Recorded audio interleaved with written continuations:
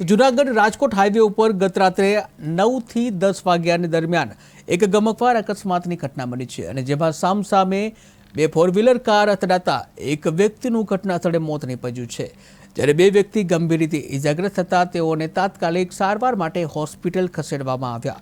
અકસ્માતમાં જૂનાગઢના હિમાંશુ ભટ્ટનું મોત નીપજ્યું છે અને તેમની પત્ની અને પુત્રને ગંભીર ઇજાઓ પહોંચી છે। આ દુર્ઘટનાથી બ્રહ્મ સમાજમાં શોકની લાગણી પ્રસરી છે, ત્યારે અકસ્માત બાદ બીજી કારનો ચાલક ફરાર થઈ ગયો છે। જ્યાં ઘટના સ્થળે પોલીસ પહોંચી ત્યારે વાહનો હટાવવામાં આવ્યા, ટ્રાફિક ફરીથી શરૂ કરવામાં આવ્યું હતું।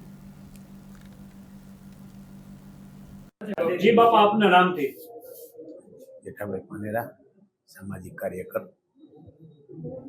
चौकी पास અહીંથી અમારા રિલેટિવ ભાઈ શ્રી હિમાંશુ ભટ્ટ એના પત્ની અને એનો દીકરો નીકળાતા ચોકી પહોંચ્યા। સામે પણ એક ગાડી આવી, સામસામી ગાડી બે ટકરાણી છે, એને કારણે હિમાંશુ ભટ્ટ છે એ સ્થળ ઉપર જ એક્સપાયર થઈ ગયા અને એનો દીકરો અને એના વાઈફ અવનીબેન બંનેની ગંભીર પરિસ્થિતિ છે।